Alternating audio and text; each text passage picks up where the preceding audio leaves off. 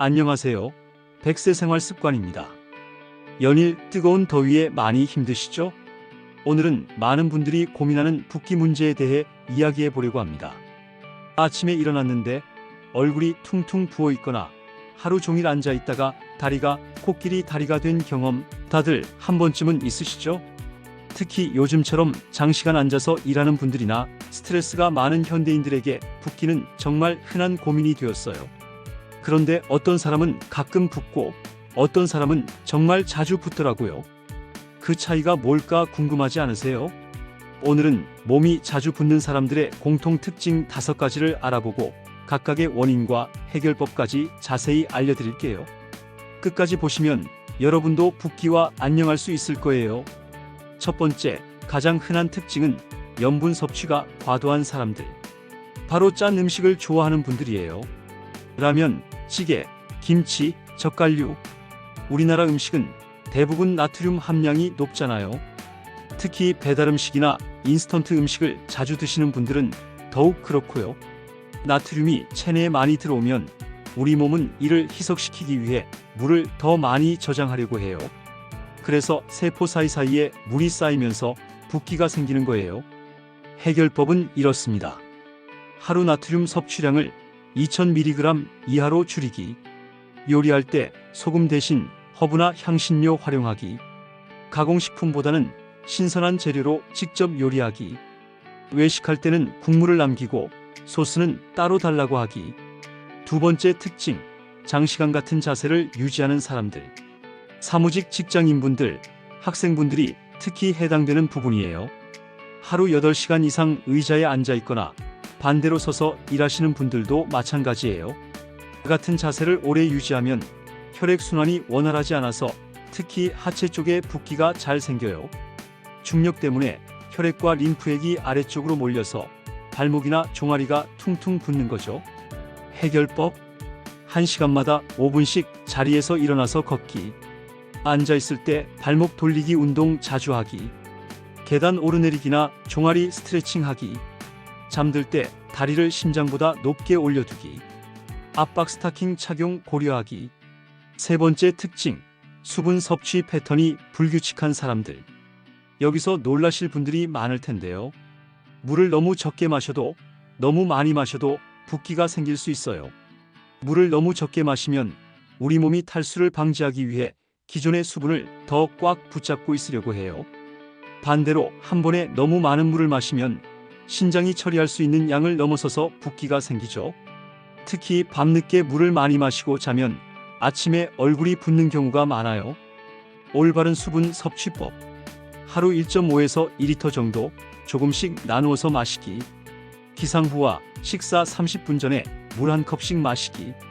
잠들기 2시간 전부터는 수분 섭취 줄이기. 카페인이나 알코올 섭취 후에는 물 더 마시기.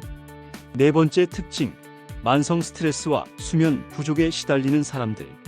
스트레스와 수면 부족이 붓기와 관련이 있다는 걸 아시나요? 스트레스를 받으면 코르티솔이라는 호르몬이 분비되는데 이게 나트륨 저장을 증가시켜서 붓기를 유발해요. 또한 스트레스는 혈관을 수축시켜서 혈액 순환을 방해하기도 하고요. 수면 부족도 마찬가지예요. 충분히 자지 못하면 호르몬 균형이 깨지고 신진대사가 느려져서 체내 노폐물과 여분의 수분이 제대로 배출되지 않아요. 스트레스와 수면 관리법, 규칙적으로 하루 7에서 8시간 수면 패턴 만들기. 취침 전 스마트폰, TV 보지 않기. 명상이나 요가 같은 이완 활동하기. 규칙적인 운동으로 스트레스 해소하기. 업무와 개인 시간 명확히 구분하기. 5번째 특징, 호르몬 변화에 민감한 사람들. 특히 여성분들이 해당되는 부분인데요. 생리주기, 임신, 갱년기 등 호르몬 변화가 클 때 붓기가 심해지는 경우가 많아요. 에스트로겐과 프로게스테론 수치 변화가 체내 수분 저장에 영향을 주거든요. 생리 전에 유독 붓는다면 이런 이유 때문이에요. 또한 갑상선 기능 저하증이 있는 분들도 신진대사가 느려져서 붓기가 잘 생겨요. 호르몬 관련 붓기 관리법. 생리 전 일주일 동안은 염분 섭취 더욱 주의하기.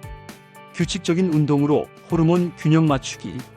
충분한 수면과 스트레스 관리하기, 필요시 산부인과나 내분비내과 상담받기, 이소플라본이 풍부한 콩류 섭취하기, 추가 관리법과 주의사항, 일상에서 실천할 수 있는 붓기 완화법, 마사지와 스트레칭, 림프 마사지로 노폐물 배출 도움, 족욕이나 반신욕으로 혈액순환 개선, 얼굴 붓기에는 차가운 수건이나 얼음찜질, 식이요법, 칼륨이 풍부한 바나나, 시금치, 아보카도 섭취, 이뇨작용이 있는 팥, 옥수수 수염차, 녹차 마시기, 항염 효과가 있는 생강, 마늘 활용하기. 그렇다면 병원엔 언제 가야 할까요? 다음과 같은 증상이 있다면 반드시 병원 상담을 받아보세요. 갑자기 심한 붓기가 생겼을 때, 붓기와 함께 숨이 차거나 가슴이 아플 때, 한쪽 다리만 유독 심하게 부을 때, 붓기가 며칠째 계속 지속될 때, 소변량이 현저히 줄어들었을 때, 이런 경우에는 심장, 신장, 간질환이나 혈관 문제일 수 있어서 정확한 진단이 필요해요. 오늘 소개해드린 5가지 특징, 여러분은 몇 개나 해당되시나요? 붓기는 단순히 미용상의 문제가 아니라 우리 몸이 보내는 신호일 수 있어요. 생활 습관을 조금씩 개선해 나가면서 건강한 몸을 만들어 가시길 바랍니다.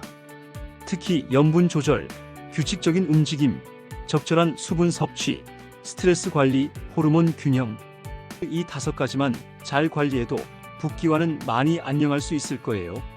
무엇보다 갑작스럽거나 지속적인 붓기가 있다면 전문의와 상담받는 것을 잊지 마세요. 영상이 도움이 되셨다면 구독, 좋아요 부탁드리고요. 다음에 더욱 건강한 정보로 돌아오겠습니다. 감사합니다. 100세 생활 습관이었습니다.